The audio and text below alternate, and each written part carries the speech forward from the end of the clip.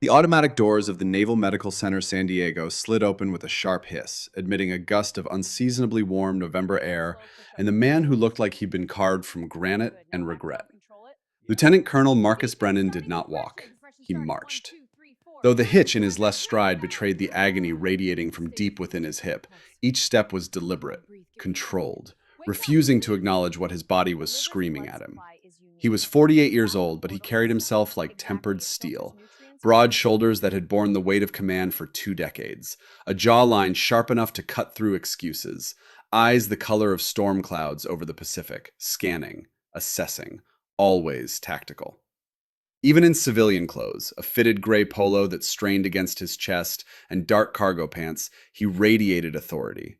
The kind of presence that made junior enlisted straighten their spines and senior officers nod in respect. This was the commanding officer of the 3rd Battalion, 5th Marines, the legendary Dark Horse Battalion. A man who had led Marines through the streets of Ramadi when he was just a captain, 29 years old and already baptized in fire. A man who had earned his Silver Star not through politics but through blood and decision-making under impossible conditions. Marcus Brennan was not accustomed to waiting. His knuckles turned white as he gripped the reception counter. The young hospitalman behind the desk, a kid barely out of high school with fresh-pressed utilities and wide eyes, looked up and swallowed hard. "Sir?" His voice cracked slightly. "I need a consult." Marcus's voice was a low rumble, like distant artillery. "Orthopedics. Now. My hip feels like someone replaced the joint with broken glass and razor wire." The young corpsman's fingers trembled over his keyboard. Do you have an appointment, Colonel?" Marcus leaned forward. Not aggressive, just inevitable. "Son, I have a battalion deploying in 3 weeks. I don't have time for appointments. I have shrapnel shifting in my hip from Ramadi back in 2006, and it's deciding to migrate south today. Get me a doctor, preferably one who knows the difference between a femur and a fibula." The lobby was chaos. Friday afternoon, the witching hour for military hospitals, where training accidents and old war wounds converged in a symphony of controlled urgency. Wounded warriors trying to be stoic, dependents with crying children, the fluorescent lights hummed overhead like tinnitus. I'll see who's available, sir. Please take a seat." Marcus didn't sit. He paced, small, tight circles near the reception desk, hands clasped behind his back in a posture drilled into him at Quantico decades ago. Every step sent electricity up his spine, white hot and insistent. But pain was just weakness leaving the body, or so the saying went. Except this pain didn't feel like weakness leaving. It felt like something dying inside him, rusted metal grinding against bone. 19 years of borrowed time coming due all at once. 10 minutes passed, then 20. Marcus's patience, never his strongest virtue, was fraying like old rope under tension. Finally, a side door opened. Out stepped a woman. She was short, perhaps 5'4". Her figure had softened with age, the way bodies do when they've seen 52 years and stopped apologizing for existing. Her scrubs were a generic faded navy blue, worn soft from 1,000 washes, devoid of the sharp creases Marcus expected, demanded from his Marines. Her hair was pulled back in a messy bun, strands of silver staging a coup against the dark brown. She wore comfortable clogs, the kind nurses buy after their third 12-hour shift destroys their feet. Reading glasses perched precariously on the end of her nose, attached to a lanyard that screamed, "Practical, not fashionable." To Marcus's discerning and prejudiced eyes, she looked like a substitute teacher, or a grandmother who baked cookies on Sundays and worried about birds at the feeder. Not a warrior.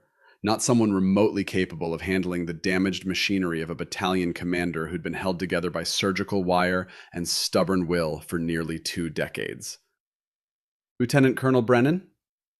Her voice was calm, almost melodic, cutting through the din of the waiting room like a scalpel through gauze. Marcus stopped pacing and turned. His eyes moved past her shoulder, searching for the actual doctor, the chief petty officer, someone with rank and recognition. "I'm Brennan." "I'm Nurse Mitchell." She offered a small, polite smile, professional, practiced. "I'll be doing your intake and initial assessment before the surgeon sees you. If you'll follow me to triage room 3? She extended her hand. Marcus looked at it. then at her face. His expression hardened like concrete setting. Nurse Mitchell. He tested the name like it was a piece of questionable equipment. Are you active duty? Sarah blinked, surprised by the question. I'm a civilian nurse, Colonel. I've been with Balboa for 15 years now. Civilian. Marcus let the word hang in the air between them. Let it taste like ash in his mouth. He exhaled sharply through his nose, the sound of a man confronting disappointment. I specifically requested a military provider. I need someone who understands combat trauma, not someone who's used to putting band-aids on dependent kids with scraped knees. The lobby didn't go completely silent, but conversations nearby faltered. A few heads turned. The young corpsman at the desk went very still. Sarah lowered her hand slowly. Her expression didn't change, but something shifted in her eyes. Hazel eyes, sharp and assessing, suddenly looking at Marcus with a new intensity, like she was measuring him for something he didn't understand yet. Colonel, your status indicates urgent pain. The orthopedic surgeon, Commander Holloway, is in surgery. I am the senior triage nurse. I am fully qualified to assess your injury and administer pain management protocols until he's available. Pain management, Marcus scoffed, stepping closer, using his height, his presence, the way he'd used it 1,000 times in command. I don't need pills, and I don't need a civilian guessing game. I have metal fragments lodged in my iliac crest from an IED in Ramadi. Do you even know what 19 years of blast injury does to bone density, to soft tissue, to nerve pathways? I'm quite familiar with blast injuries, Colonel. Her voice was soft. Too soft. Like she was gentling a spooked horse. I doubt that, Marcus snapped. Unless you picked that up watching Grey's Anatomy. He turned back to the terrified young corpsman. Get me a corpsman, a chief. Someone who's actually worn the uniform, bled in it, understands what the hell they're looking at. I'm not letting a civilian touch me. Sarah stood her ground. She didn't flinch, didn't retreat, didn't raise her voice or appeal to authority. She simply clasped her hands in front of her and waited. Colonel Brennan, refusing care is your right, but I am the only one available to help you right now. You're sweating, your pupils are dilated, you're favoring your left side to the point of causing secondary strain on your lumbar spine. You are in agony. Let me help you. I said no. His voice echoed off the linoleum floors, bounced off the walls, carried command that had once rallied Marines under fire. I'll wait for Holloway, and while I wait, get me someone with a rank on their collar, not a union card in their pocket. He turned his back on her, limped aggressively toward a row of plastic chairs, sat down with a grimace that laid bare his suffering despite every attempt to hide it. Sarah watched him for a long moment. A younger nurse might have run to cry in the break room. A prouder nurse might have argued back, appealed to a supervisor, filed a complaint. Sarah Mitchell did neither. She simply adjusted her glasses, picked up her clipboard, walked over to him, and took a seat directly across from him, crossing her legs, settling in like she had all the time in the world. I'm not going anywhere, Colonel. Her voice dropped to a register that was steel wrapped in velvet. Because in about 10 minutes, that hip is going to lock up completely, and you're going to need help just to stand. I'll be right here. Marcus glared at her, eyes narrowing to slits. You're dismissed, nurse. This is a hospital, Colonel, not a parade deck. She replied smoothly, without emotion, without challenge, just stating fact. And until you check out, you're my patient. She opened her clipboard, started reviewing charts, as if he hadn't just verbally demolished her. The battle lines were drawn. The standoff lasted 45 minutes. To the casual observer, it was nothing, just a man sitting in a chair, a nurse sitting opposite him reviewing paperwork. But the tension in the air was thick enough to choke on, heavy, waiting. Marcus Brennan was deteriorating. He knew it. And he hated that she knew it too. The adrenaline that had carried him through the front doors was fading, burned away by the relentless throbbing in his hip. What had started as a hot poker now felt like molten metal being poured directly into the joint. White-hot nausea crawled up his spine. His vision was starting to blur at the edges, tunnel down to a pinpoint. The shrapnel, a souvenir from a roadside bomb in Ramadi back in 2006 when he was a captain leading a rifle company through hell. 19 years ago. The doctors had said it was encapsulated, safe, stable, just monitor it. But inside the tight architecture of the hip joint, millimeters felt like miles, and something had shifted. He tried to adjust his weight. A gasp escaped his lips before he could suppress it. Sarah didn't look up from her clipboard. 7 out of 10? She asked casually, not even glancing at him. Mind your business, Marcus gritted out. Sweat was beading on his forehead now, despite the air conditioning. Looks like an 8, maybe a 9. She turned a page. You're going rigid. Muscle spasms are setting in. If we don't get you a muscle relaxant and an anti-inflammatory soon, we're going to have to cut your pants off because you won't be able to stand to take them off. I've survived worse than a stiff leg. The words came out harder than he intended. I took a round through the shoulder in Ramadi and walked 3 clicks to the evac point. I think I can handle a chair in San Diego. Ramadi. Sarah repeated the word. It rolled off her tongue with a strange familiarity. Not the way someone says a place they've read about, the way someone says a place they've been. She finally looked up. 2006. That was brutal. The insurgent activity was at its peak. 3rd Battalion was taking contact daily. The heat alone was dropping Marines. Marcus paused, his eyes locked onto hers. You read my file that quickly? I didn't read your file, Colonel. I know the history. History Channel fan? He mocked, though his voice was weaker now, the pain stealing his edge. Something like that. She stood up, smoothed her scrubs, looked down at him with something that might have been pity or understanding. Marcus couldn't tell which, and he hated both options equally. Colonel, please, put aside the ego for 5 minutes. You are the commander of the Dark Horse Battalion. Your men need you functional. Right now, you're a liability to yourself. Let me take you back, get an IV started, prep you for Holloway. He's scrubbing out of a knee replacement. He'll be here in 20 minutes. Marcus looked at the clock on the wall. He couldn't command a battalion from a hospital floor if he passed out. Fine, the word came out like broken glass. But you do the basics. You stick the vein, you hang the bag. If you miss the vein once, you're done. I get a corpsman. Deal. Sarah's face remained impassive. I won't miss. She gestured to the orderly standing nearby. Wheelchair. I walk, Marcus commanded, gripping the armrests. Colonel, I said I walk. He surged upward, using pure willpower, forcing his legs to straighten, every muscle fiber screaming in protest. He made it 2 steps before his left leg buckled. He didn't hit the floor. Before the orderly could even react, before gravity could claim him, Sarah Mitchell moved. Fast. Too fast for a 52-year-old woman who looked like she spent her weekends at church bake sales. She stepped into his falling weight, braced her shoulder under his good arm, locked her stance wide, knees bent, center of gravity low. She caught 220 pounds of Marine, dead weight, without a grunt, without hesitation. I've got you, she whispered, her voice right at his ear.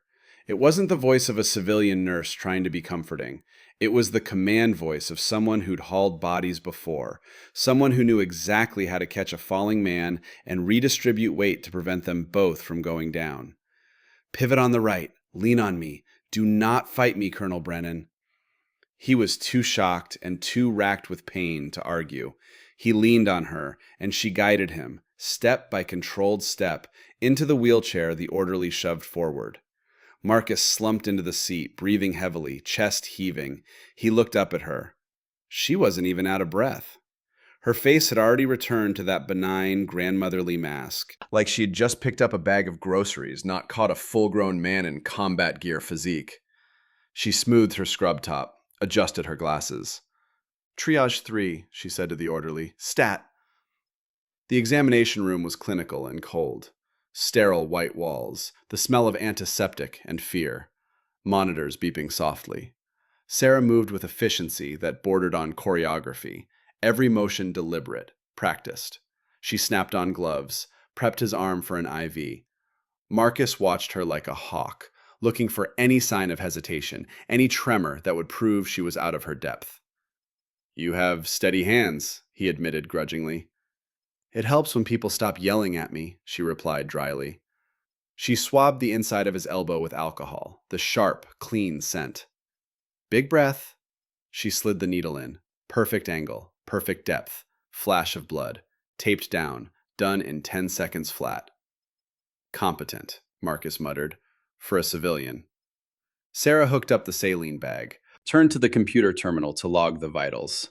Her fingers moved across the keyboard with the same efficiency as everything else. You hold a lot of anger, Colonel. It elevates your blood pressure. Not good for healing. It keeps me alive, he countered. It keeps my men alive. You wouldn't understand. You clock out at 5 p.m. and go home to what? Cats? A garden? Sarah stopped typing. She didn't turn around immediately. The room went silent, save for the hum of the air conditioning and the soft beep of the saline drip. I don't have cats, she said quietly. And I don't really have a home to go to anymore. My husband passed 5 years ago. Marcus felt the automatic reflex of politeness kick in, drilled into him by his mother decades before the Marine Corps got hold of him. Sorry, civilian life has its own tragedies, I suppose. Sarah turned then, and for the first time, Marcus saw a flash of something in her eyes. Fire, pain, history. It was gone as quickly as it appeared, but it unsettled him. You think the uniform is the only thing that makes a soldier, Colonel? I think the uniform represents a sacrifice you can't comprehend, he said, doubling down because retreat wasn't in his vocabulary. You treat the wounds, sure, but you don't know how we got them. You don't know the sound of incoming rounds or the smell of burning diesel and blood. You fix us up and send us back. You're a mechanic. We're the race cars. A mechanic, she repeated it slowly. A small, sad smile played on her lips. Is that what you think I am? Prove me wrong, Marcus challenged. The pain meds were starting to take the edge off, making him bolder, more reckless with his words. Tell me the closest you've ever been to a kill zone. Watching it on CNN? Sarah walked over to the sink, washed her hands, dried them slowly with a paper towel. The silence stretched between them, taut as a tripwire. The air in the room seemed to grow heavier, charged with static electricity that made the hair on Marcus's arms stand up. She turned to face him. Her expression had changed completely. The polite customer service mask was gone. What remained was something harder, older, forged in heat Marcus recognized but couldn't place. You asked for a corpsman, Colonel. Her voice was different now, lower, carrying weight. You asked for someone who knows the difference between a femur and a fibula under fire. She reached for the collar of her scrub top. For a second, Marcus thought she was about to take it off, and he opened his mouth to object. But she didn't remove the top. She grabbed the left sleeve of the white thermal shirt she wore underneath, long-sleeved, plain, and she pushed it up, slowly, past her wrist, past her elbow. Marcus's eyes widened. There, on the inside of her forearm, covering pale skin from wrist to elbow, was a tattoo. Not a butterfly or flower. It was a mural of black and gray ink, chaotic, beautiful, terrifying. The eagle, globe, and anchor intertwined with the caduceus. Threading through both was a map Marcus recognized instantly, the street grid of Fallujah's Jolan district, where the 3rd Battalion, 5th Marines, had bled for every inch of dust during Operation Phantom Fury. Below the map, in bold Gothic script, "So others may live." And near the ditch of her elbow, a skull with a spade, the Dark Horse crest. Next to it, a date, November 2004. Marcus stared. His brain struggled to reconcile the middle-aged woman with reading glasses and comfortable shoes with the ink on her arm, with what that ink meant. His voice came out strangled. You were attached to 3/5 in 04? Sarah didn't answer immediately. She rolled the sleeve up 1 inch further. There was a scar there, jagged, ugly. A pucker of flesh that looked like it had been scooped out with a melon baller. Old trauma. The kind that didn't heal pretty. I wasn't just attached, Colonel. Her voice dropped to a whisper, but it carried the weight of 1,000 graves. 1,000 men who'd bled out on tables and streets and in her arms. I was the lead surgical nurse for Bravo Surgical Company, deployed to the Forward Resuscitative Surgical System. We called it the Hell House. We didn't just fix you. We scraped you off the pavement. We put you back together with whatever we had. Duct tape, prayer, sheer, stubborn refusal to let another one die. She took a step closer to him, pointed a finger at his chest. And when your sergeant major, Gunny Dan Miller, came in with his legs blown off at the knees, I didn't wait for a doctor. I tourniqueted him with my own bootlaces, because we'd run out of cats. Combat application tourniquets. We'd use them all. So I used bootlaces, and dental floss, and anything else I could find. Her voice was shaking now, not with fear, with fury, with memory clawing its way up from wherever she'd buried it. So don't you dare sit there and tell me I don't know the smell of diesel and blood. I still wash it out of my hair every night. 20 years later, I still smell it. Marcus sat frozen. The IV drip was the only sound in the room. The twist wasn't just that she'd served, it was that she'd served in the very hell that had defined his generation of Marines. The battle that had made or broken careers. The streets where legends were born and buried in the same breath. Miller, Marcus whispered. The name pulled itself from memory. Gunnery Sergeant Dan Miller, you saved him?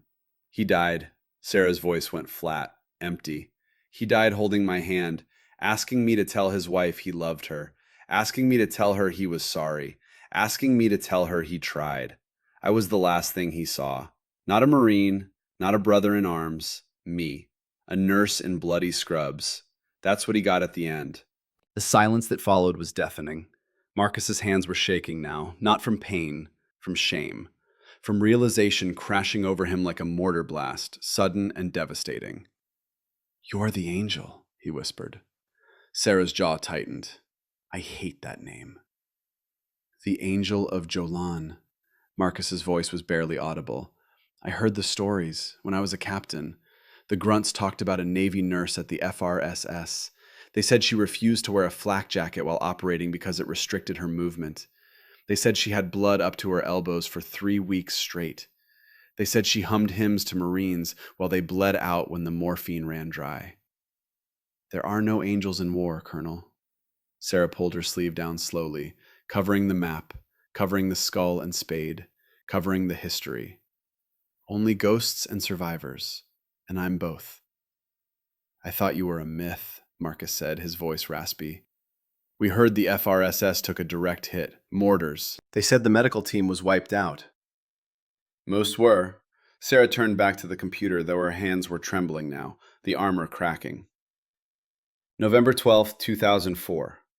We were set up in an abandoned schoolhouse. They walked the mortars in from the north. First one took out the generator. Second one hit the triage tent. I was in the back, scrubbing in on a chest wound. Young kid, 19, from Texas. He was asking about his mother. She paused, her eyes unfocused, staring through the sterile white wall and seeing something else, something red and black and burning. I spent the next 6 hours doing triage by flashlight. We didn't have enough hands, didn't have enough supplies, didn't have enough time. I had to choose, Colonel, black tag or red tag. Who gets the plasma and who gets a hand to hold while they die? Her voice broke. Gunny Miller. He was a red tag that turned black. I tried. God, I tried. But we didn't have enough blood. Didn't have enough pressure. And he just slipped away. And all I could do was hold his hand and promise I'd tell his wife. Promise I'd remember. Marcus felt a wave of shame so intense it nearly eclipsed the pain in his hip. He had just berated this woman, called her soft, called her incompetent, mocked her for not understanding sacrifice. And she'd been there, in the worst of it, saving men he'd served with, men whose names were engraved on memorials and whispered in late-night conversations among those who'd survived. I got out in 2005, Sarah said, answering the question he hadn't asked yet. I couldn't wear the uniform anymore. Every time I put it on, I smelled burning flesh. I came here to Balboa because I couldn't leave the Marines completely. I needed to treat them without the rank, without the politics, without the weight of all those ghosts. She turned to him, her expression hardening again, the nurse returning. So yes, Colonel, I am a civilian now, But do not mistake my lack of rank for a lack of capability. I have sewn more Marines back together than you have commanded. Marcus swallowed hard. The pain in his hip was now a dull, thumping roar, but his ego had been shattered more completely than any IED blast could manage. He tried to sit up straighter, forced a level of respect into his posture that he usually reserved for generals and Medal of Honor recipients. I apologize. The words felt foreign, hard to push past his teeth, but necessary. I was out of line. I assumed. I judged. I was wrong. You assumed what you saw, Sarah interrupted gently. That's what Marines are trained to do. Assess threats, assess capabilities. I'm not a threat, Colonel. I'm your lifeline. Now tell me about the pain, the real pain, not the I can take it version, the truth. Marcus looked at her, really looked at her, and nodded. It's not just the joint. It feels hot, like someone's pouring boiling water directly into the marrow. And there's a pulsing behind the hip bone, deep in the gut. Rhythmic. Sarah's eyes narrowed instantly. The grandmotherly softness vanished, replaced by the sharp, predatory focus of a combat clinician who'd learned to read dying men in the dark. Pulsing? She repeated. Her voice had gone clinical, precise. Is it rhythmic? Does it match your heartbeat? Yeah. Marcus wiped sweat from his upper lip. It's getting louder, faster. Sarah didn't speak. She moved immediately to his side, placed her hand not on his hip, but on his lower abdomen, just above the groin, pressed down firmly. Marcus cried out, a guttural sound he couldn't suppress, animal, raw. Rigid, Sarah muttered to herself. She moved her hand lower, checking the pulse in his left foot. She frowned, checked the right foot, then the left again. What? Marcus asked, seeing the change in her demeanor, the way her jaw set, the way her shoulders squared. What is it? Your pedal pulse is weak on the left. Her voice had gone clipped. Professional. The voice of someone delivering bad news they've delivered too many times before. And your abdomen is guarding. Colonel, when was your last x-ray? 6 months ago. Routine checkup. And the shrapnel? Where exactly was it sitting? Lodged in the ilium. Doctor said it was encapsulated, safe, stable. Encapsulated shrapnel doesn't pulse, Colonel. Sarah moved fast now, ripped the Velcro blood pressure cuff off the wall mount, wrapped it around his arm manually, not trusting the machine, trusting her ears. She pumped the bulb, listened intently with her stethoscope pressed against his inner elbow, watched the gauge with eyes that had seen this before. She released the valve. BP is dropping, she announced. 90 over 60. You were 130 over 85 when you walked in. I feel tired, Marcus admitted. His head was lolling back against the headrest. The room was starting to swim, colors bleeding together. Just need a minute.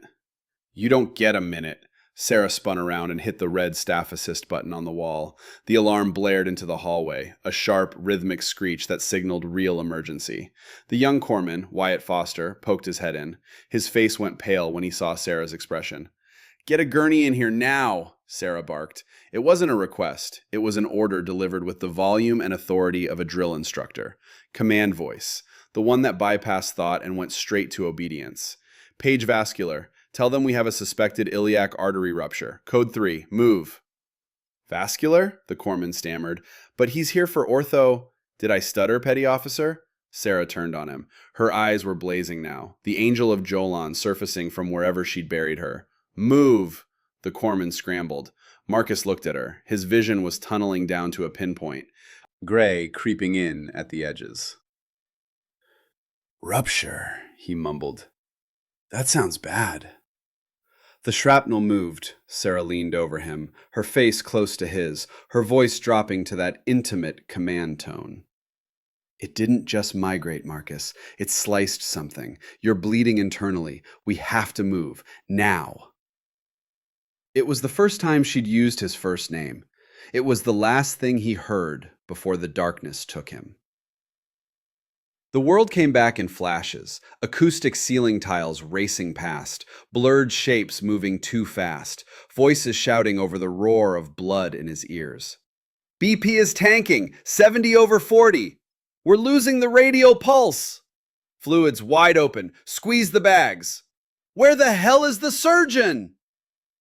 Marcus tried to turn his head, but his body felt like it was made of lead, heavy, disconnected, like his brain was sending signals his muscles couldn't receive. He recognized one of the voices cutting through the chaos, Sarah. They burst through a set of double doors. The temperature dropped 10 degrees. The trauma bay, colder than the rest of the hospital. Better for keeping blood from coagulating too fast. Better for keeping surgeons' hands steady. Rough hands grabbed the sheet under him, lifted, transferred him onto a hard table. The impact sent fresh waves of agony through his hip. Trauma team to Bay 1, the PA system announced overhead. Calm, clinical, like they were calling someone to pick up a phone call, not racing against death. A young woman in a white coat rushed over. Her eyes went wide when she saw the monitors. "What do we have? I thought this was a hip consult." "Retroperitoneal bleed." Sarah's voice cut through like a blade. She was at the head of the bed now, managing the airway, her hands moving with practiced precision. "Patient is post-combat injury, 19 years, shrapnel migration. He's hypovolemic. He needs blood, not saline. O negative, 2 units, stat." The young doctor hesitated. Marcus could see it in her body language. The freeze. The moment when training collides with reality and comes up short. "Nurse Mitchell, we need a CT scan to confirm before we..." Sarah grabbed the resident's hand, forced it onto Marcus's abdomen, pressed down hard. Marcus screamed. Couldn't help it. The pain was beyond anything he'd experienced. Beyond the bullet in Ramadi. Beyond the shrapnel embedding itself in his hip. This was something primal. Something dying. "He's rigid as a board," Sarah said. Not loud, not panicking. Just stating fact with the weight of absolute certainty. "If you send him to CT, he dies in the elevator. This is a blowout. You need to clamp the aorta or get him to the OR. Now." I can't open him up down here without an attending." The resident's voice was climbing in pitch, fear bleeding through. "Dr. Holloway is still scrubbing out." "Then get another attending." Sarah didn't yell, but the command in her voice was absolute. Marcus's eyes fluttered. He felt cold, so incredibly cold. It felt just like Ramadi. Just like the ditch where he'd bled for 3 hours waiting for the medevac bird. Waiting for someone to tell him if he was going to make it or if this was it. 29 years old and dying in the dust. Full circle. Taken out by a piece of metal that had been waiting 19 years to finish the job. He felt a hand grip his shoulder. Strong, warm, anchoring him. "Marcus, stay with me." Sarah was leaning over him. She wasn't looking at the monitors, wasn't looking at the controlled chaos around them. She was looking right at him, into him. "Do not fade on me, Marine. You did not survive Ramadi to die on my shift. Do you hear me? Stay with me." "Sarah," he gasped. His lips felt numb. "The map, on your arm. Jolin." "Forget the map. Focus on my voice. Focus on my eyes. Stay here." The monitor began to scream, a steady, high-pitched tone that meant his heart had stopped finding rhythm. Stopped pushing what little blood remained through arteries that were hemorrhaging internally. "VFib," the resident yelled. "He's coding, charging the paddles." "No," Sarah shoved the resident aside. Not rough, just firm, inevitable. "He has no pressure. There's nothing to pump. It's PEA, pulseless electrical activity from hypovolemia. Shocking him won't do anything. Start compressions. Push EPI, now." She climbed onto a step stool. It appeared like magic, shoved under her feet by a nurse who understood what was about to happen. Sarah laced her fingers together, positioned herself over Marcus's massive chest, locked her elbows, and began to pump. 1, 2, 3, 4. "Come on, Marcus," she grunted with the effort, her whole body weight behind each compression. "Fight. You're a Marine. Marines don't quit. Fight." Marcus floated. He was in a gray hallway, long, endless. At the end of it, he could see faces, men he'd known, men he'd led, men who hadn't made it home. They were waiting, leaning against HESCO barriers that shouldn't exist in this place, smoking cigarettes, looking like they had all the time in the world. Gunny Dan Miller was there, both legs intact, smiling that crooked smile Marcus remembered from photographs and memorial services he'd attended as a young officer. "Not yet, sir," Miller said. The words didn't make sound, but Marcus heard them anyway. "She's not done with you. And you're not done yet either. Thump. Thump. Thump. The force of Sarah's compressions was brutal. She was cracking his ribs. Marcus could feel them giving way under the pressure. But she didn't stop, didn't slow. She was manually forcing his heart to circulate the little blood he had left. "I need that blood!" Sarah screamed at the nurses running into the room. "Squeeze it in! Pressure bag! Move!" "Blood is hanging," someone called back. "Dr. Holloway is 2 minutes out." "We don't have 2 minutes." Sarah stopped compressions long enough to check for a pulse. Nothing. She looked at the resident, the young doctor whose name tag read Dr. Caitlin Reeves. "Reboa," Sarah said. "Do we have a Reboa kit?" Reeves went pale. "I've never done one." The Reboa, resuscitative endovascular balloon occlusion of the aorta. Marcus had heard of it, heard stories. A balloon threaded up through the femoral artery all the way to the aorta, inflated to plug the bleeding from the inside, stop the hemorrhage below the chest, keep the blood in the brain and heart where it mattered. It was advanced, risky, usually done by surgeons, not nurses. Sarah looked at the crash cart, then at Marcus dying on the table, then back at Reeves. She made a choice that could end her career, send her to prison if she failed, strip her license, destroy everything she'd rebuilt over 20 years. "Open the kit," she ordered. "Nurse Mitchell, you can't." "I was FRSS certified in vascular access under fire." Sarah's voice didn't rise, didn't need to. The authority radiating off her was absolute, complete. "I've done 3 of these in ditches in Ramadi with nothing but flashlights and prayer. Open the damn kit or get out of my way." The room went silent except for the monitors. This was the angel of Jalan, not the quiet civilian nurse with reading glasses and comfortable shoes. This was the woman who'd kept Marines alive with bootlaces and duct tape while mortars fell around her. Dr. Reeves opened the kit. Sarah moved with terrifying speed, grabbed the ultrasound probe with her left hand, the access needle with her right. Everything laid out, everything ready. "Compressions, hold," she barked. The nurse doing chest compressions stopped, stepped back. Sarah scanned the right femoral artery, the good leg, the one that wasn't compromised by whatever was happening in the left hip. Found it. The dark line on the ultrasound screen pulsing weakly. She positioned the needle. No hesitation. No second guessing. Stuck it. Flash of blood in the catheter. Dark. Venous. She was in. Threaded the wire. Smooth. Fast. Like she'd done it yesterday instead of 18 years ago. Catheter. Reeves handed it to her, hands shaking, but she handed it. Sarah slid the long, slender tube up Marcus's artery, guiding it blind. No fluoroscopy, no real-time imaging, just feel. Just landmarks memorized from anatomy textbooks and trauma bays, and doing this in the dark with dying men. She had to get the balloon high enough to block blood flow to the hips, stop the hemorrhage, but not so high it stopped flow to the kidneys, not so high it caused more damage than it fixed. It was a tightrope, walked in the dark, with a man's life in the balance. "Deploying balloon," she said. Her voice was calm, steady, like she was announcing the weather. She inflated the device inside Marcus's aorta. Everyone stared at the monitor. 10 seconds. Nothing. 15 seconds. The line remained flat. 20 seconds. Dr. Reeves was reaching for the paddles again, ready to shock, ready to do something, anything. Then a blip. Then another. The blood pressure, which had been non-existent, suddenly registered. 60/40. Then 65/45. Then 70/50. By plugging the leak, by forcing the aorta closed below the diaphragm, Sarah had redirected what little blood remained back to his heart and brain, back to the organs that mattered. "Sinus rhythm," Dr. Reeves breathed. She was staring at Sarah like she was watching someone walk on water. "We have a pulse." Sarah didn't celebrate, didn't smile, didn't do anything except slump slightly against the table. Sweat was dripping from her nose onto her mask. Her hands were shaking now that the adrenaline was crashing. "He's stable," she said quietly. "Get him to the OR. Doctor, Holloway can fix the tear now that he's not bleeding out."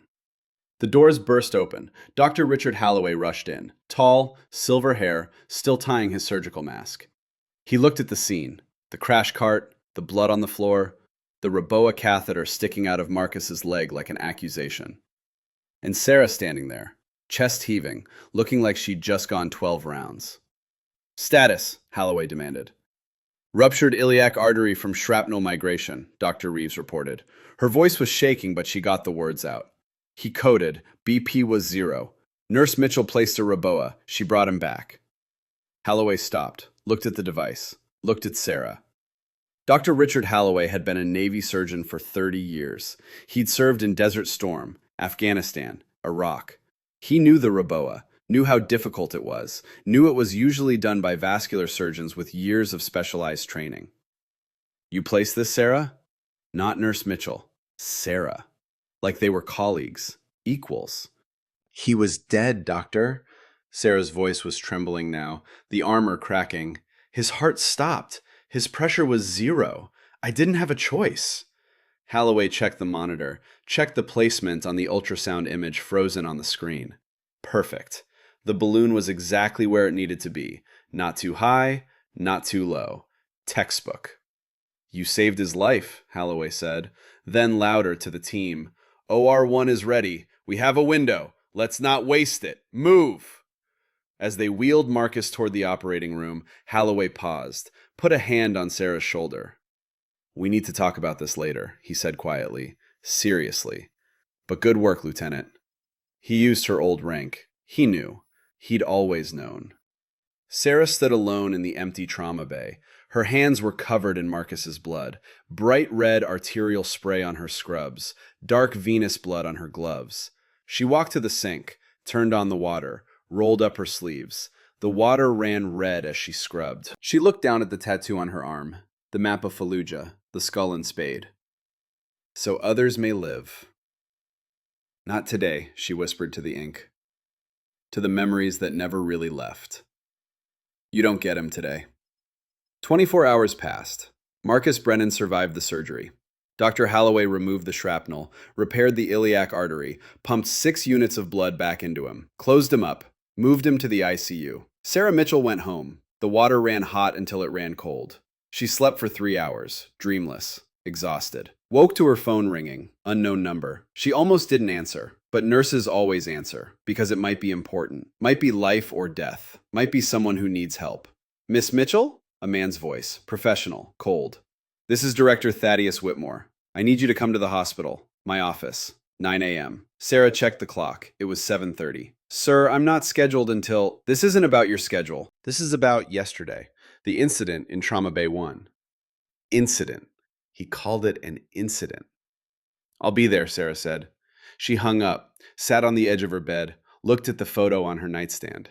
Her husband, Thomas, 5 years gone to cancer, smiling in that picture, younger, healthy, before the disease ate him from the inside. I think I'm in trouble, Tom, she whispered to the photograph. I think I did the right thing, and it's going to cost me everything.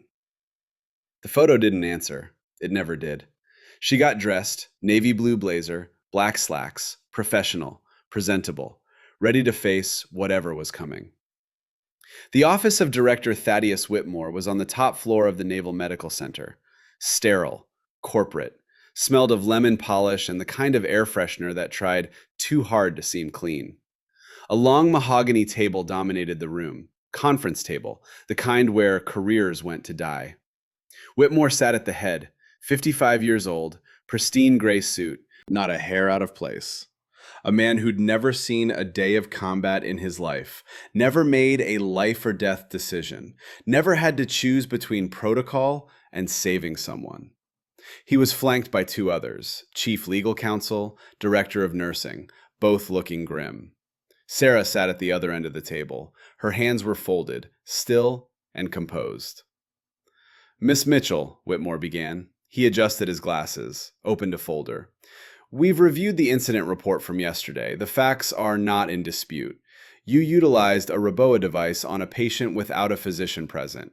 You bypassed hospital protocol. You ignored the chain of command. And you performed a procedure for which you are not licensed in the state of California. Sarah stayed quiet. Let him talk. There was no point interrupting. She'd known this was coming the moment she'd made the choice. The moment she'd ordered that kit opened. The patient was in PEA arrest, she said quietly, her voice steady. He had exsanguinated. Compressions were ineffective because the tank was empty. If I hadn't occluded the aorta, he would have suffered irreversible brain death within 3 minutes. Dr. Holloway was still 2 minutes out. That is speculation, the legal counsel interjected. Sharp, clinical. A woman who dealt in liability and lawsuits, not lives. Dr. Reeves was present. You overruled her. Dr. Reeves froze, Sarah replied. Not defensive, just fact. She admitted she didn't know how to use the device. I did. Whitmore leaned forward. Where did you receive this training? Because I don't see it in your file here at Balboa. Sarah took a breath. I learned it in Al Anbar province, Iraq, 2004, under the supervision of Navy Commander Dr. James Aries. We didn't have the fancy kits back then. We used Foley catheters and guesswork, but it worked. Whitmore sighed, took off his glasses, rubbed the bridge of his nose like she was giving him a headache. Miss Mitchell, we respect your past service, but this is a civilian hospital in San Diego, not a triage tent in a war zone. We have rules, regulations. Those rules exist to protect patients, to protect this institution. You can't just improvise. This is reckless endangerment. Sarah looked down at her hands. She'd known. She'd broken the rules, violated protocol, done something she wasn't credentialed for. Not in this system, not in this world of paperwork and liability insurance. But Marcus Brennan was alive. That had to be enough. I understand, she whispered. We have no choice, Whitmore continued. He was reaching for documents now, termination paperwork. Effective immediately, your employment with this facility is terminated. We will be referring this case to the California Board of Registered Nursing. They will make a determination about your license. Sarah didn't cry, didn't beg, didn't argue. She just nodded. 20 years. Gone. Because she'd saved a man's life the only way she knew how. Is there anything else you wish to say? Whitmore asked. Sarah looked up, met his eyes. No, sir. He reached for the pen. The sound of an electric motor cut through the silence. Everyone turned. The double doors at the back of the conference room swung open. Lieutenant Colonel Marcus Brennan did not walk in. He rolled in. He was seated in a high-backed power wheelchair. His left leg was elevated, wrapped in heavy compression bandages. But from the waist up, he was pure military perfection. Someone had gone to his house, retrieved his service alphas, the dress uniform of the United States Marine Corps. Olive green tunic pressed so sharp it could cut paper. The ribbons on his chest were a colorful testament to 20 years of service. Silver star, bronze star with valor device, 2 purple hearts. He looked pale, ghostly, like death had tried to claim him and he'd told it to get in line. But his eyes were burning. Dr. Holloway stood behind the wheelchair, looking guilty, looking like he knew this was against medical advice but couldn't stop it. Colonel Brennan, Whitmore stammered. He stood up, professional reflex. You shouldn't be here. You're in critical condition. I'm in a chair, Whitmore. Marcus's voice was a rumble, deep, commanding. The voice that had led men through hell. My ears work fine. He maneuvered the wheelchair until he was right next to Sarah. Didn't look at the board. Didn't acknowledge Whitmore or the legal counsel or the director of nursing. He looked at her. Gave her a subtle nod. Sarah's eyes widened. Marcus, what are you doing? Evening the favor, he muttered. Quiet. Just for her. Then he turned the chair to face the board. You're firing her? His voice was deceptively calm. The kind of calm that came before storms. Colonel, this is an internal personnel matter, the legal counsel said. It's inappropriate for you to... Inappropriate? Marcus laughed, a harsh barking sound. Inappropriate is dying in your lobby because your appointment system is backed up 6 weeks. Inappropriate is a first-year resident freezing while a battalion commander bleeds out on her table. Miss Mitchell violated protocol, Whitmore insisted, but his voice had lost some of its certainty. She performed surgery.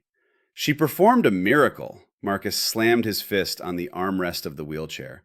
The sound echoed in the sterile room. "Do you know who this woman is?" "She is a staff nurse," Whitmore said. "She is Lieutenant Sarah Mitchell, United States Navy Nurse Corps, retired." Marcus's voice carried the weight of absolute conviction. "She is the recipient of the Navy Commendation Medal with Valor. She served with Bravo Surgical Company in Fallujah during Operation Phantom Fury. The Marines called her the Angel of Jolan." The room went silent. The director of nursing looked up. Surprised. That information wasn't in Sarah's HR file, wasn't in any of the paperwork they had. Marcus reached into his pocket, grimaced with pain, but he pulled out a folded piece of paper. The vitals printout from the trauma bay. He slid it across the mahogany table toward Whitmore. "Look at the timestamp," Marcus said. 14:02 hours. Heart rate, 0. Blood pressure, 0. Technically, gentlemen, I was dead. I was a corpse on your table. He pointed at the paper, his finger shaking slightly, but his voice rock steady. 14:03 hours. Blood pressure 80/50. Heart rate 110. That is the exact minute she placed the Roboa. She didn't endanger a patient. She resurrected one. Whitmore was pale now. The legal counsel was whispering frantically in his ear. "That doesn't change the liability," Whitmore argued, but the steel was gone from his voice. "If we allow nurses to perform surgical procedures without authorization, you want to talk about liability?" Marcus cut him off, leaned forward, his voice dropping to a dangerous whisper. "Fine. Let's talk about liability. If you fire this woman, I will personally hold a press conference in the hospital lobby downstairs. I will tell every news outlet in America that the Naval Medical Center San Diego fired a decorated war hero for saving the life of a Marine battalion commander because she didn't fill out the right paperwork first." He paused. Let that sink in. "I command 3,000 Marines, Mr. Whitmore. They are very loyal, and they have very loud voices on social media. Do you really want to be the man who fired the nurse who saved the Dark Horse commander?" Whitmore went from pale to ash white. The legal counsel was typing frantically on her tablet now, running scenarios, calculating risk. The optics were a PR nightmare of nuclear proportions. Sarah reached out, touched Marcus's arm. "Marcus, stop. You don't have to threaten them." "I'm not threatening them, Sarah," Marcus said softly. He turned to look at her, really look at her. "I'm educating them." He turned back to Whitmore. "Here's the new deal. The investigation concludes that Nurse Mitchell acted under the emergency directive of preservation of life, which, given the incompetence of your triage system that day, it basically was. You will reinstate her. You will place a commendation in her personnel file, and you will ensure she is credentialed to assist in trauma training for your residents. So the next time this happens, they don't freeze." Whitmore looked at the legal counsel. She was nodding slowly, typing faster, finding the loopholes, the ways to make this work. "We can structure it as a retroactively authorized emergency procedure," she said. Her voice was tight, professional. "Under Good Samaritan precedents, emergency medical doctrine." Whitmore let out a long breath. He looked at Sarah, really seeing her for the first time, not as a liability, not as a problem, but as a person who had saved a life when no one else could. "We will suspend the termination," he said slowly, "pending a competency review. But she keeps her job." Marcus didn't smile, just nodded once. "Good choice." He turned his wheelchair toward Sarah. "Now, Nurse Mitchell, I believe I'm AWOL from my hospital bed, and I think my hip is starting to scream at me." Sarah stood. Tears were streaming down her face now, but she was smiling. She walked behind his wheelchair, took the handles. "Let's get you back, Colonel," she said. As she wheeled him out of the boardroom, Marcus looked straight ahead, back rigid, military bearing intact, even seated. But as the doors closed behind them, he reached up, patted her hand resting on the wheelchair handle. "You don't leave a man behind," he said quietly, "and I don't leave my medic." Sarah's hands tightened on the wheelchair handles. 20 years of wondering if what she'd done mattered. And finally, someone was telling her it did. "Thank you," she whispered. "Don't thank me yet," Marcus said. "You just got stuck with teaching residents. That's punishment worse than termination." Sarah laughed. Actually laughed. For the first time in longer than she could remember. They moved through the hallways together, the nurse and the Marine. Both wounded, both healing. Both survivors. Behind them, in the conference room, Thaddeus Whitmore sat staring at the vitals printout. 1402, dead. 1403, alive. 1 minute, one woman. One choice that broke all the rules. He picked up the phone. There were calls to make, paperwork to file, a story to control before it controlled them. But for just a moment, he looked at that paper and wondered if maybe, just maybe, some rules were meant to be broken. 4 months later, February 2026. The California winter was mild, as it always was. No snow, no bitter cold, just the morning fog rolling off the coastal hills like smoke from a battlefield that had gone quiet decades ago. Camp Pendleton sprawled across the landscape, a massive installation that had trained Marines since World War II. Generations of warriors had walked these grounds, learned to fight, learned to lead, learned that the only easy day was yesterday. The parade deck of the 5th Marine Regiment was a sprawling expanse of concrete, worn smooth by countless boots. This morning it gleamed in the pale sunlight, still wet from the overnight fog. The air carried the sharp scent of eucalyptus and ocean salt. A change of command ceremony was assembling. These rituals were sacred in the Marine Corps. The formal transfer of authority from one commander to the next. Thousands of years of military tradition distilled into an hour of precision and symbolism. Colors would be passed. Oaths would be spoken. One leader would step down. Another would step up. The mission would continue. 3,000 Marines and sailors of the Dark Horse Battalion stood in formation. Perfect lines, perfect spacing. Dress uniforms crisp despite the humidity. They stood at parade rest now, waiting for the ceremony to begin. Silent, disciplined. The way Marines had stood for 250 years. In the VIP stands, generals and colonels sat in their service dress. Politicians from San Diego, local officials. All the people who came to these things to be seen, to shake hands, to connect themselves to the mythology of the Marine Corps.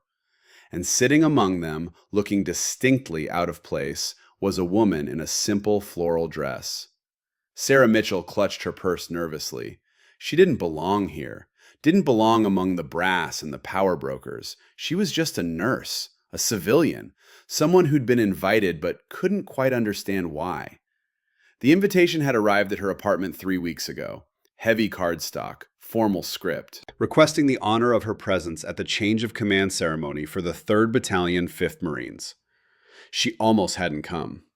But something in the wording, something in the careful phrasing, made her think this wasn't just courtesy. This was something else. The ceremony began with a rifle salute. The sharp crack of M1 Garand's firing blanks echoed across the parade deck. 7 rifles, 3 volleys.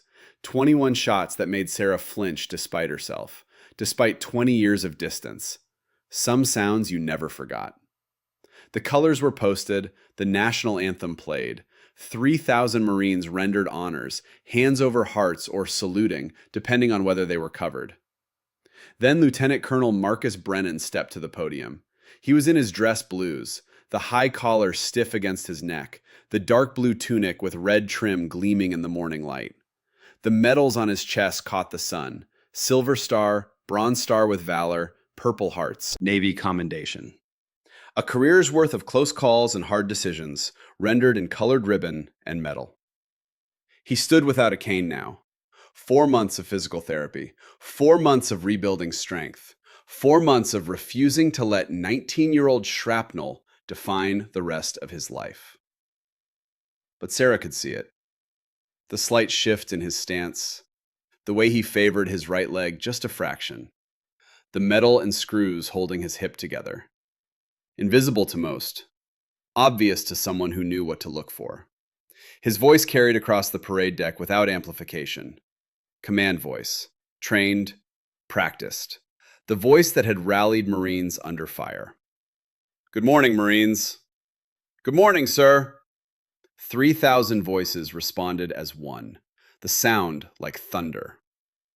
Marcus began the standard speech, thanking the Corps, thanking his family, talking about mission and sacrifice, and the honor of leading the finest warriors in the world. The words were sincere, heartfelt, but also expected. Part of the ritual. Sarah listened but didn't really hear. She was thinking about leaving, about slipping out quietly before the reception. She didn't belong here, didn't need to be here. Whatever reason Marcus had for inviting her, she fulfilled it by showing up. Then Marcus paused.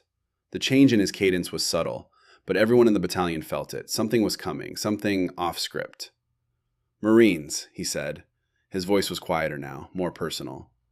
"We are taught from day one that the uniform makes us brothers. We are taught that the Eagle Globe and Anchor is earned through pain and dirt at boot camp. We are taught that we are a breed apart." He let the words settle.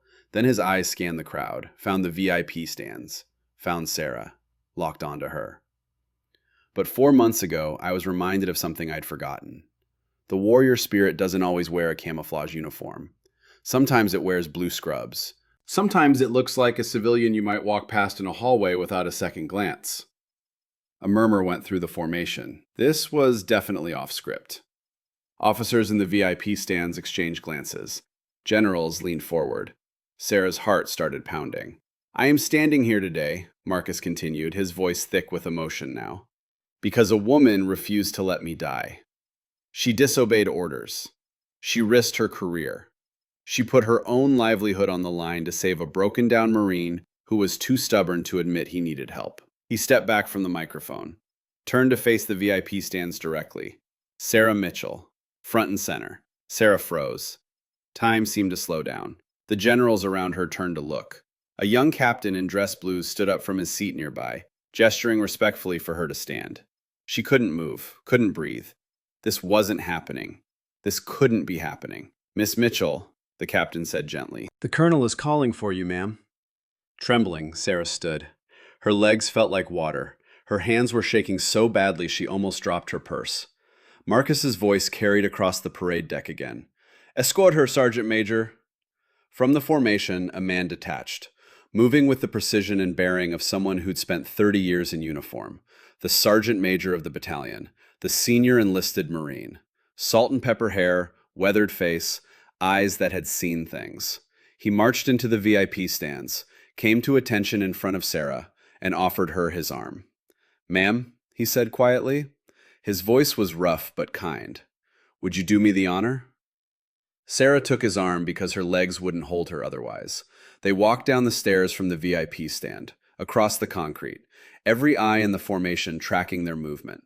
3,000 Marines watching, wondering, waiting.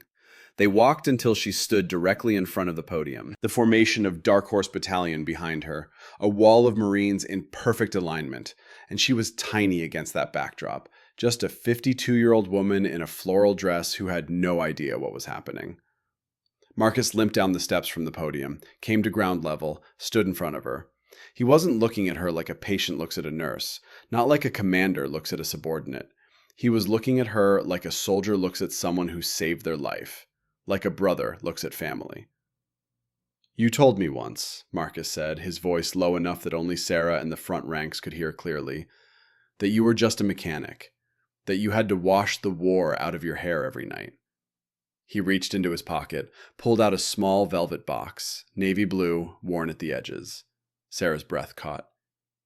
"You never got to wear the combat action ribbon you earned in Jolan," Marcus said. "The paperwork was lost. The unit moved on. You became a ghost." He opened the box. Inside was a pin. Not a standard medal, not government issue. This was custom work.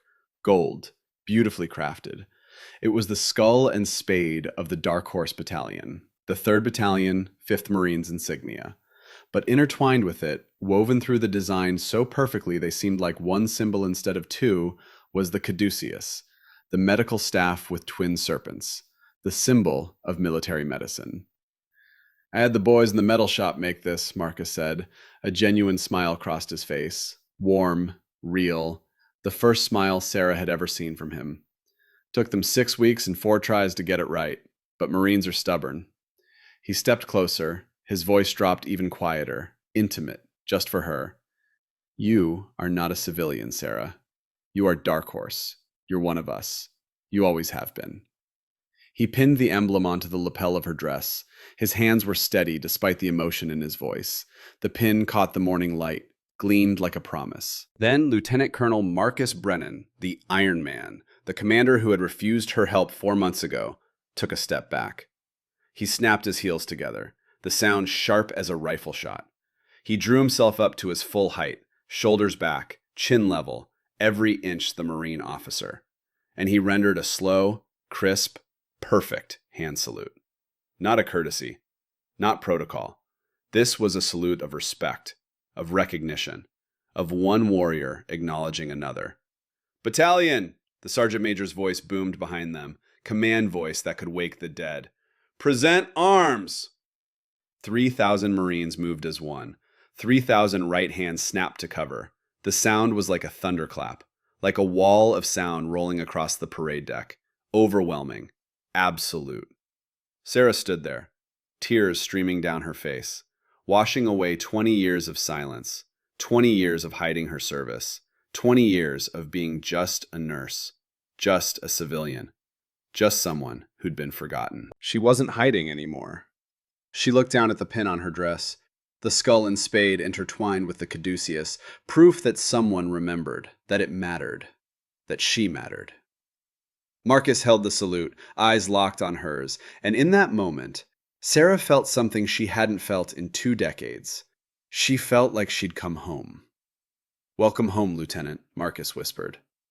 Sarah straightened her back, wiped her eyes, and for the first time in 20 years, the weight of the war lifted off her shoulders. Not gone, never gone, but lighter, shared. Thank you, Colonel, she managed to say. The salute dropped. Marcus smiled again. Now don't go getting emotional on me. We still have a ceremony to finish, and there's a reception afterward with terrible coffee and cookies that could break teeth. Sarah laughed.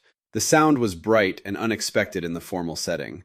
The sergeant major escorted her back to the VIP stands, but the atmosphere had changed. The generals and colonels who'd been merely polite before were standing now. Several of them nodded to her as she passed, respect in their eyes. One general, 3 stars on his collar, waited until she reached her seat. Ma'am, he said quietly. Fallujah, 2004. I was a captain then, 1st Battalion, 8th Marines. We pulled wounded out of Jolan and medevaced them to your position. You saved a lot of my men. Thank you. Sarah could only nod. Words wouldn't come. The ceremony continued. The colors were passed. Marcus relinquished command. The new battalion commander took his oath. The ritual played out the way it had played out thousands of times before, but everyone there knew they'd witnessed something else, something that transcended ceremony, a debt paid, a warrior finally acknowledged. The formation was dismissed. 3,000 Marines broke ranks, transitioning from the rigid precision of ceremony to the controlled chaos of a unit released. Sarah stayed in her seat, overwhelmed, processing, trying to understand what had just happened. Then she saw him. A man was climbing the stands toward her. 50 years old, graying hair cut high and tight, built like a boxer, moving with the unmistakable bearing of a Marine. He wore his dress blues, sergeant major rank on his sleeve, a chest full of ribbons that told the story of 20-plus years of service. He reached her row, stood at attention. Ma'am, he said. His voice was rough with emotion. I don't know if you remember me, Sergeant Major Patrick Cole, but I remember you. Sarah looked at him, really looked, and something clicked. The face was older, harder, but the eyes were the same. Fallujah, she whispered. November 2004. Yes, ma'am. I was a corporal then. 29 years old and stupid enough to think I was invincible. His voice cracked slightly. I took shrapnel from a mortar, chest and abdomen. I was bleeding out in the street. You and another corpsman pulled me into a shot-up building. You held my hand while you worked on me. You told me I was going to be okay. You told me I was going to see my wife again. Sarah remembered, bits and pieces, the chaos of that day, the mortars walking through their position, the wounded everywhere, too many, never enough hands, never enough supplies. You kept telling me to stay awake, Cole continued. You said if I went to sleep, I might not wake up, so you made me talk. Made me tell you about my wife, about our daughter, who was 2 years old. You made me promise I'd go home to them. He reached out, took her hand. I did go home, ma'am. I got 20 more years with my wife. I watched my daughter grow up, graduate college, get married. I have 2 grandkids now. And none of that happens if you don't pull me out of that street. Thank you, Cole said. Thank you for my life. Thank you for my family. Thank you for everything. Then another Marine stepped forward, and another.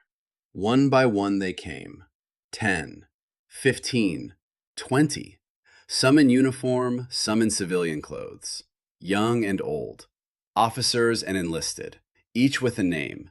Each with a story of the day Sarah had pulled them from the edge. Each one alive because she had refused to quit. Sarah listened to them. Names and faces she'd seen in nightmares. Men she'd thought were lost. But they were here. Standing. Whole or scarred, but alive. And then, through the crowd of Marines, an elderly woman appeared. She was small, maybe 5'2", late 60s, white hair carefully styled, wearing a navy blue dress and pearls.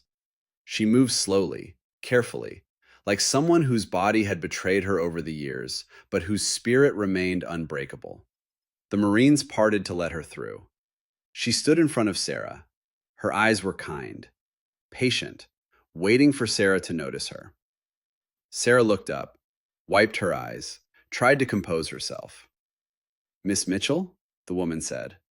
Her voice was soft, Southern accent. "Georgia or Alabama?" "I'm Margaret Miller, Gunny Dan Miller's wife." Sarah went completely still. The name hit her like a physical blow. Gunny Dan Miller, the Marine who had died holding her hand, the one she couldn't save, the one who had asked her to tell his wife he loved her. "Mrs. Miller, I'm so sorry. I tried everything, but there wasn't enough blood, wasn't enough time. I couldn't." Margaret reached out, took both of Sarah's hands in hers. Her grip was surprisingly strong. "Hush now," Margaret said gently. "I know you tried. Dan knew you tried. That's why I'm here." She reached into her purse, pulled out a letter, old, yellowed with age, the paper worn soft from being handled too many times. "This came 2 days after I was notified of Dan's death," Margaret said. "It's from a Navy chaplain who was at the FRSS, a man named Lieutenant Commander Roberts. He was there when Dan died." She unfolded the letter carefully, started to read. "Mrs. Miller, I am writing to tell you about your husband's final moments. He was badly wounded. We all knew he wouldn't make it. But there was a nurse, Lieutenant Sarah Mitchell. She refused to give up on him. She worked on him for 2 hours, far longer than most would have. And when it was clear there was nothing more to be done medically, she held his hand. She leaned down close, and she asked him if there was anything he wanted to say. Anything he wanted me to hear, so I could tell you." Margaret's voice was shaking now, but she kept reading. "Your husband looked at that nurse, and he smiled. He actually smiled. And he said, 'Tell Maggie I love her. Tell her I'm sorry I won't be there to see our son grow up. Tell her to be happy. Tell her I died with an angel holding my hand. Tell her not to be sad because I wasn't alone.'" Then he looked at Lieutenant Mitchell and said, "Thank you for staying with me. Thank you for making it not hurt so much. You're going to save a lot more after me. Don't forget that." Margaret folded the letter, looked at Sarah with eyes that had cried every tear they had 20 years ago, and had learned to smile again anyway. "You gave me a gift that day, Miss Mitchell. You gave me his last words. You made sure he wasn't alone. You made sure he died with dignity and kindness. And you carried the weight of his death for 20 years when it was never yours to carry." She squeezed Sarah's hands tighter. Dan knew he was dying. He knew. But he wasn't afraid because you were there. You've been carrying guilt for something that wasn't your fault. Dan wouldn't want that. I don't want that. It's time to let him rest. It's time to let yourself rest. Sarah pulled back slightly, looked at Margaret through blurred vision. I'm so sorry I couldn't save him. I tried everything. Everything. Stop. Margaret's voice was firm, gentle. You gave him peace. You gave him dignity. You stayed with him when he was terrified and alone. You gave me his last words. She squeezed Sarah's hands. That's not nothing. That's everything. Sarah's voice broke. But he died. Yes, he died. Margaret's eyes were wet but steady. But he didn't die alone. He didn't die in pain. He died knowing someone cared enough to hold his hand. You gave me that gift, Sarah. You gave me the knowledge that at the end, someone was there for him. Sarah nodded. The weight didn't disappear, but it shifted, became something she could carry without breaking. Dan would be proud of you, Margaret whispered. Proud of what you've built. Proud that you're still saving lives. Thank you, Sarah managed, for telling me, for coming here, for him. Thank you for being there, Margaret replied, when it mattered most. They held each other, two women connected by a man who died 20 years ago, but had never really left. The reception was held in the officers' club, a large room with wood paneling and photographs of past commanders lining the walls. Marines in dress uniforms mingled with civilians. The promised terrible coffee was indeed terrible. The cookies were surprisingly good. Sarah stood near a window, looking out at the parade deck, still processing, still trying to understand that the last 4 hours had actually happened. Marcus approached, 2 cups of coffee in hand. He offered her one. You don't have to drink it, he said, but it gives you something to hold, makes the conversations easier. Sarah took it. The cup was warm in her hands. Why? She asked. Why did you do all this? Marcus was quiet for a long moment, looking out the window at the same view she was seeing. 4 months ago, I was ready to die rather than admit I needed help, he said finally. Pride, ego, stubbornness, take your pick. And you saved me anyway. Not just my life, you saved me from myself. He turned to look at her. I went through your military records, the ones they buried, the ones someone made sure would never see the light of day. You saved 73 Marines in Fallujah. 73 documented cases, and God knows how many more that never made it into official reports. You were recommended for the Navy Cross, did you know that? Sarah shook her head. She'd never heard that before. Your commanding officer, Commander Aries, put you in for it. Said you'd shown extraordinary heroism under fire. Said you'd saved more lives in 3 weeks than most surgeons save in a career. The paperwork got lost somewhere between Iraq and the Pentagon.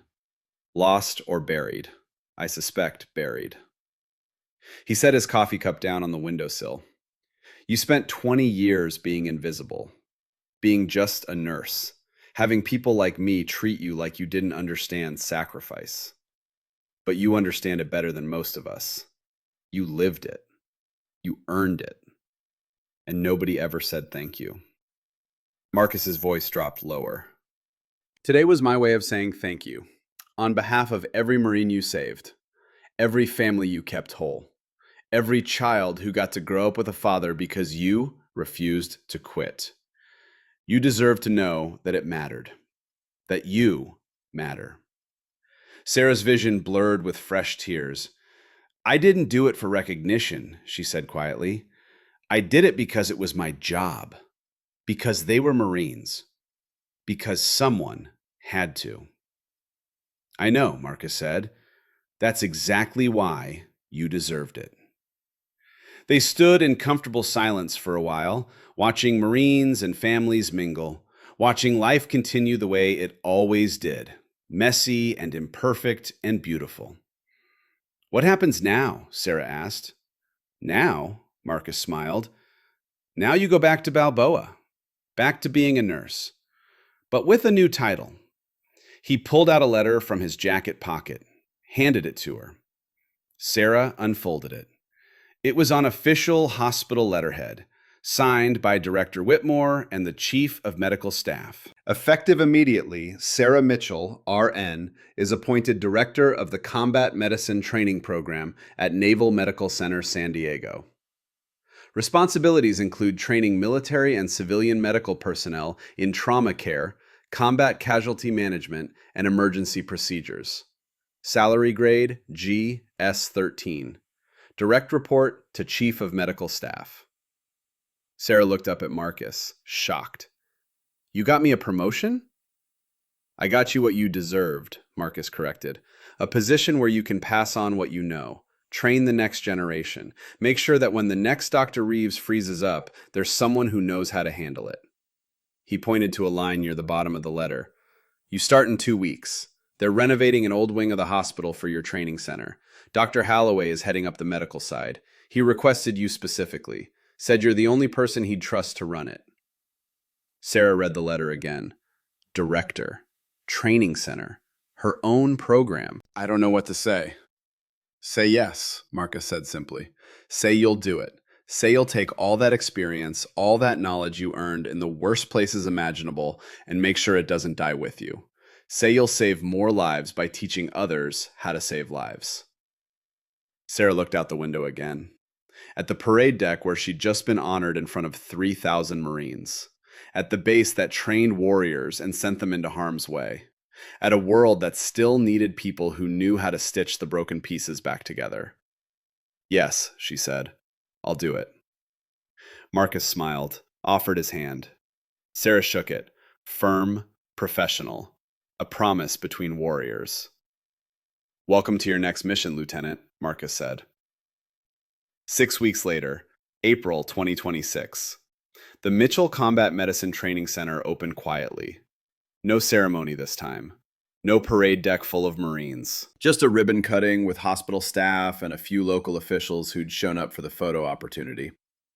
The building was on the east side of the Naval Medical Center campus, an old wing that had been slated for demolition. Instead, they'd gutted it and rebuilt. Modern equipment, state-of-the-art simulation labs, classrooms designed for both lecture and hands-on training. On the wall of the main corridor, just inside the entrance, was a large photograph.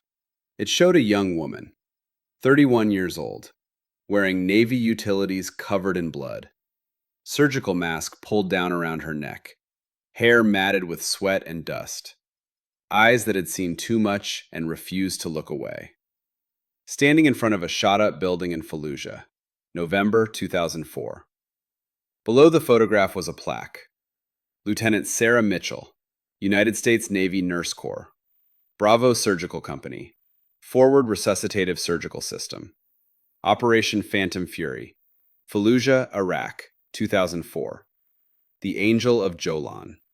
So others may live. Sarah stood in front of the photograph, looking at the young woman she'd been, barely recognizing her. That woman had been forged in fire and blood, had come home broken, had spent 20 years trying to forget. But she hadn't forgotten, couldn't forget. And maybe that was okay. Maybe the memories weren't meant to be forgotten. Maybe they were meant to be used, transformed, passed on. Behind her, voices echoed in the hallway. The first class of students arriving, 20 medical personnel, mix of military and civilian, Navy corpsmen, Army medics, emergency room nurses, paramedics, all here to learn from someone who'd done it in the worst conditions imaginable. Dr. Caitlin Reeves was among them, the young resident who'd frozen in the trauma bay 4 months ago. She'd requested to be part of the program, said she never wanted to feel that helpless again. Sarah turned away from the photograph, walked into the main classroom. The students stood when she entered. Military protocol. She waved them down. Please, sit. We're not going to stand on that much ceremony here.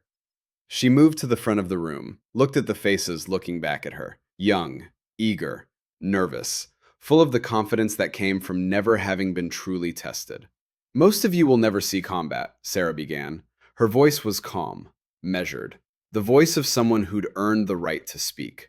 You'll work in hospitals, emergency rooms, ambulances, normal civilian medicine, and that's good. That's what we want. She paused. Let the words settle. But someday, you'll face a situation where everything goes wrong, where the patient is dying faster than you can fix them, where protocol doesn't work, where the textbook answer is wrong, where you have to make a choice between following the rules and saving a life. She walked along the front of the room, making eye contact with each student. I'm here to teach you how to make that choice, how to function when everything is chaos, how to keep your hands steady when your heart is racing, how to do the impossible with inadequate tools in impossible conditions. A hand raised. Young corpsman, maybe 22 years old, fresh face that hadn't seen anything yet. Ma'am, is it true you served in Fallujah? Yes. Is it true you saved 73 Marines? Sarah was quiet for a moment, memories flickering at the edge of her consciousness. Faces, names. Some she'd saved, some she'd lost. All of them permanent residents in her mind. I did my job, she said simply. Same as you'll do yours when your moment comes. Another hand. Dr. Reeves this time. Ma'am, do you have regrets about the choices you made? Sarah looked at the young doctor, saw herself 22 years ago, full of questions, looking for certainty in a profession that dealt in probabilities and best guesses. Every day, Sarah said honestly, I have regrets every single day. I think about the ones I couldn't save, the ones who died despite everything I did, the choices I made that maybe could have been different. She walked back to the front of the room, looked out the window at the hospital beyond, at the place where Marcus Brennan had coded 4 months ago, where she'd broken every rule to keep him alive. But I have fewer regrets than I would if I'd done nothing, if I'd followed protocol and watched people die because the rules said I couldn't do what needed to be done.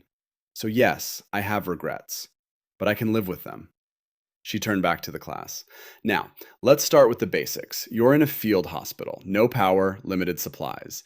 Patient comes in with a tension pneumothorax and you don't have a chest tube kit. What do? Hands shot up. Theories proposed, textbook answers given. Sarah listened, corrected, guided, and slowly, carefully began to pass on what she'd learned in the worst classrooms imaginable. Teaching wasn't healing, but it was something. It was forward motion. It was building something that would outlast her. And for now, that was enough. That evening, Sarah returned to her apartment. Small, quiet, the same place she'd lived for 12 years.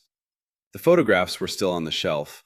Her husband, Thomas, smiling, young, before cancer took him. She added a new photograph to the shelf, one that Marcus had given her at the reception. It showed the moment on the parade deck, Sarah standing in front of 3,000 Marines, all of them saluting. Marcus beside her with his hand over his heart. She'd framed it, not for display, just for herself. A reminder that the weight she'd carried for 20 years was finally shared, that she wasn't alone anymore. Her phone buzzed. Text message from Marcus. Heard the first day went well. Told you you'd be good at it. Dinner Friday? Base Club has decent steaks. My treat. You can tell me all about how my Marines are as bad at being students as they are at being patients. Sarah smiled, typed back. Friday works, but I'm buying. You're still recovering. Doctor's orders. The response came immediately. You're not my doctor anymore. You're my friend. And friends let friends buy steak. Sarah looked at the word, friend. It had been a long time since she'd had one of those, had let anyone get close enough. The walls she'd built to keep the grief in also kept everything else out. Maybe it was time to let those walls come down, just a little. Fine, you buy the steak. I'll bring the wisdom about why your Marines can't follow simple instructions. Deal. 1800 Friday. Don't be late. Marines don't wait. Sarah set the phone down, looked around her apartment. It felt less empty than it had that morning, less like a place she was hiding, and more like a place she lived. She walked to the bathroom, turned on the shower. The hot water felt good on her shoulders, washing away the day, the stress, the emotion. She washed her hair, twice, the way she always did. New shampoo, coconut and vanilla instead of the unscented clinical stuff she'd been using forever. And for the first time in 20 years, she didn't smell diesel and blood. Sarah stood under the water and cried one more time. But these tears were different.